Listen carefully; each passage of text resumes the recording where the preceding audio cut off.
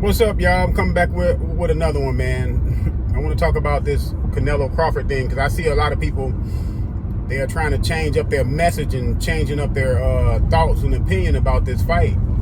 When this fight was initially put on the table about a year and a half ago, maybe about a year and a half ago, people were saying that Terence Crawford was too small, jumping up 2 weight classes. At that time, it was 3 weight classes. Would be a mistake facing Canelo. Canelo gonna dog walk him. He gonna knock him out. But like I always say, when the fight get closer, then you hear people truly what they think. You got to get past the fact, because a lot of these people saying this don't like Terence Crawford. So you have to get past all that and get to the truth. Now people saying Canelo is what? Lost a step. Canelo is not as good as he was. Canelo hasn't got a knockout I heard a person say Canelo haven't got a knockout in 10 years, which that's not true because he knocked out Caleb Plant about what, 3 years ago? I mean, three years ago now. And now people are picking Terence Crawford to win. You see how that works? You start getting the truth out of people. But I'm gonna say this.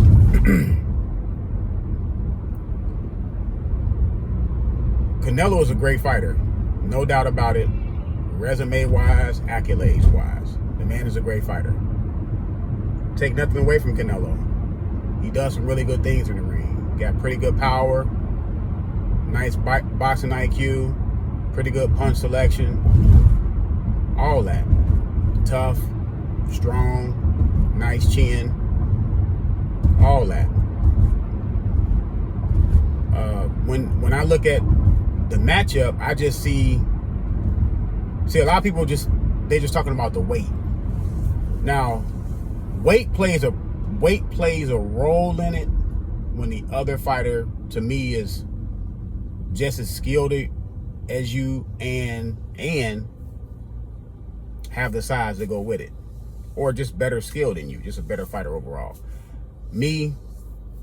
My opinion, Terence Crawford is a better fighter overall than Canelo. Just overall. Better feet. Faster hands. Better agility. Height, to me, a better IQ.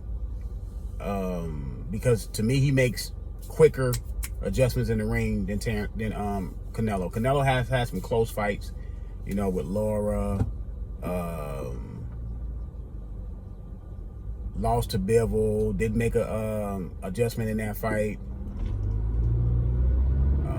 Got whitewashed by Mayweather. No matter if you thought the rounds was close, as far as round count, he got whitewashed on the cards. So Canelo has had some fights, multiple fights. He got 2 losses.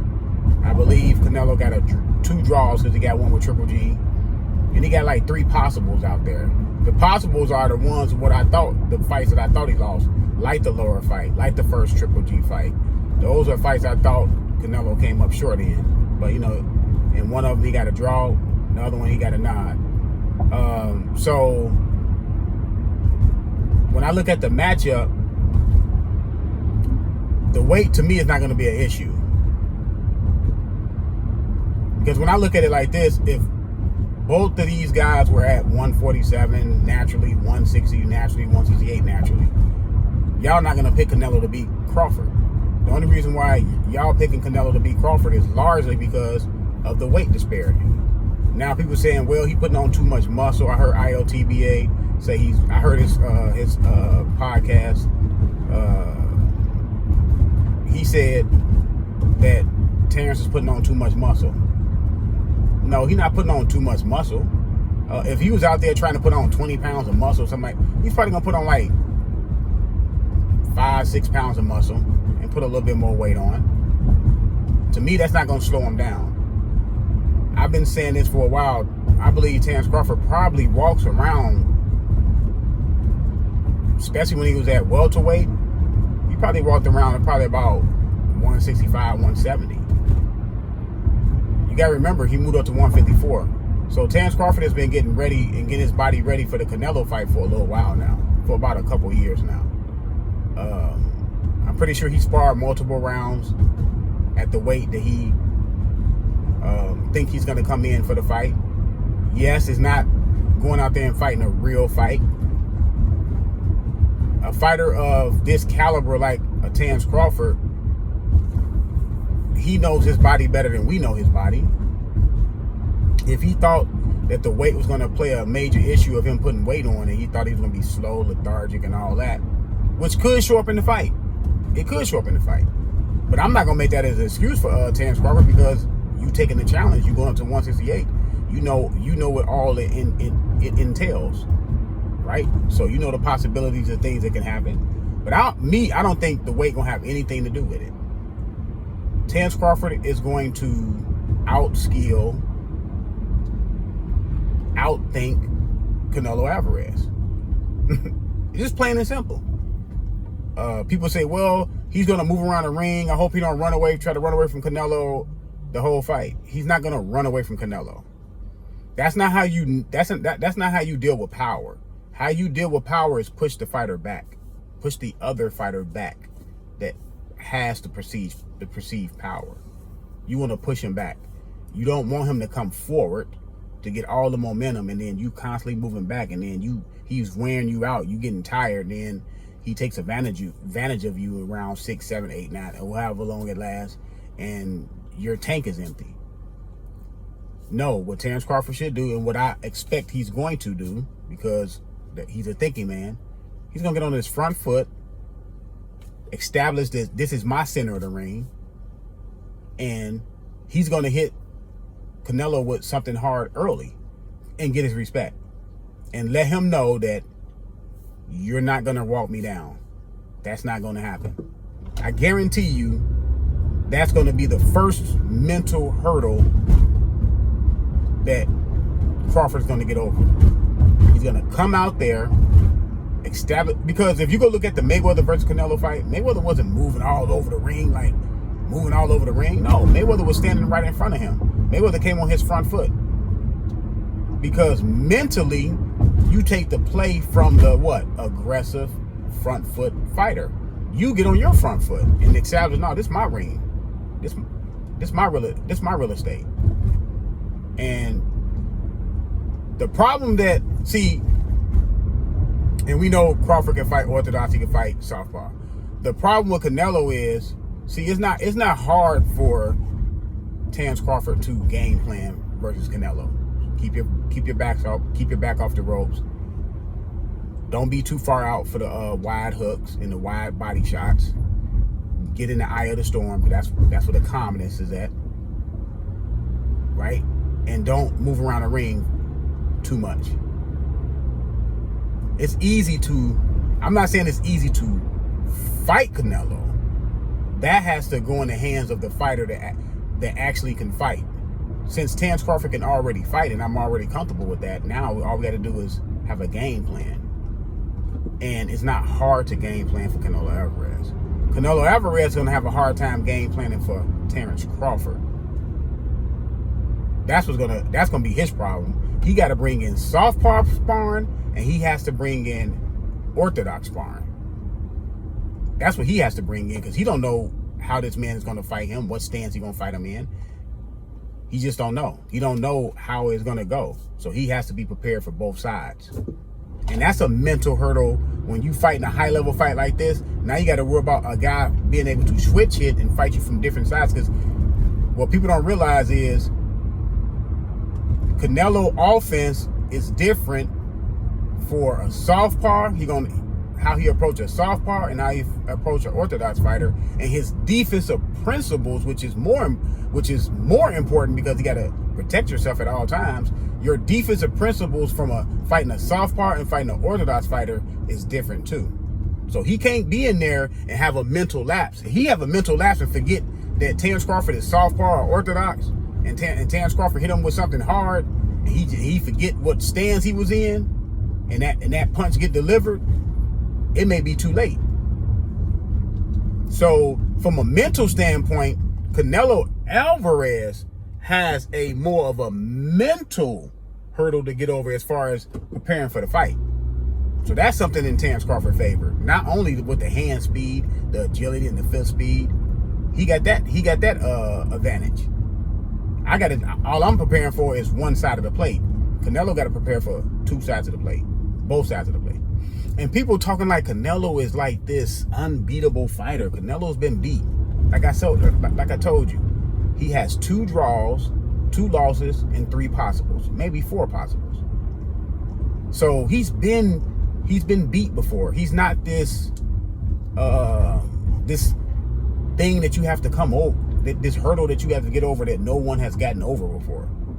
There's multiple films and fights that Terence Crawford can look at and see people that had success versus Canelo. He can go look at the Laura fight. He can go look at the Mayweather fight. He can go look at the Bivol fight. He can go look at the Triple G fight. Especially the Triple G 2, because I think that's an underrated fight, how Triple G was able to land jab after jab after jab after jab on Canelo, and Canelo never made an adjustment to that. And to me, Triple G is not known to have a crazy jab. He had a pretty good jab, but he was landing jab after jab on Canelo. Terence Crawford got a longer reach, 74-inch reach, even a longer reach than Mayweather when Mayweather was landing jabs on Canelo. He had no answer for Mayweather's jab. That's what kept Canelo at bay, was a jab. That's what kept Canelo having to reset, was a jab. Canelo didn't walk straight through Mayweather, did he? No, because Mayweather was hitting with shots that stung. He got his respect early. And that's what Terence Crawford going to do. He's going to get his respect early. People think, oh, he's not going to stand in front of Canelo because that's dangerous. No, actually, stand in front of Canelo is the right thing to do, because now you can see all the punches from all the angles. Not saying that Crawford should stand there and go punch for punch. No, not punch for punch.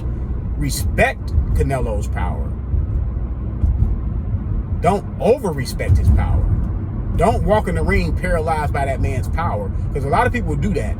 When they fight a fighter that has power, that has a lot of knockouts, especially the ones that got a lot of devastating knockouts, the fighter comes in there paralyzed by their power mentally. So when you get hit with something hard, you don't take the punch well. Terence Crawford is not going to come in there paralyzed by Canelo's hand speed, his power, his foot speed, nothing. His defense, nothing. He's going to respect the man. Yeah, you respect your opponent while you up in there. You got to respect Canelo, because Canelo can put something on you. But you don't go in there over-respecting the man. No, Crawford going to go in there and get to work. And I'm going to tell y'all, about 5, 6, when they start getting about round 5 or 6, you're going to see Canelo take a deep breath, because if Crawford see what I see, when you push Canelo, he doesn't have a good tank.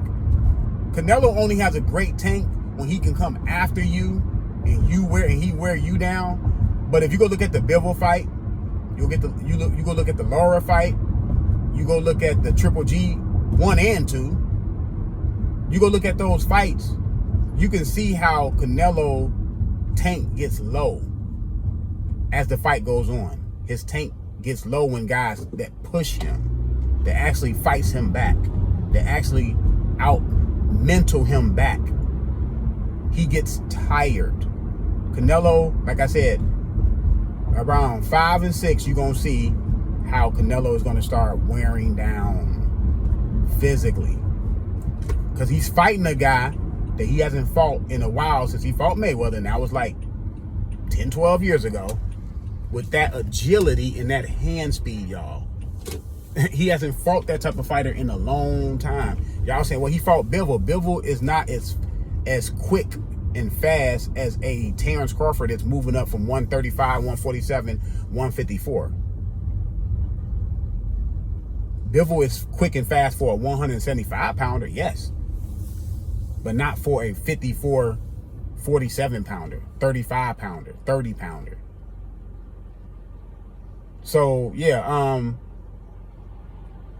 and no, I won't be surprised if Terence Crawford stop him. No, I won't be surprised, because he's going to be getting hit with shots that he doesn't see. See, he's seeing Triple G power, so he was able to brace. He was able to roll with the punches. You can see Canelo rolling with a lot of Triple G power shots. He's not going to be able to see a lot of Terence Crawford shots because, one, he's faster than Triple G. He doesn't have to hit as hard as Triple G to knock out Canelo, y'all. I hope y'all understand this. I know people, it only takes so much pound of pressure to knock a person out. I know y'all don't understand that from a science standpoint. Y'all just look at a fighter and say, well, he can't knock him out because Triple G. People are saying that Terence Crawford can't knock Canelo out because Triple G didn't knock him out.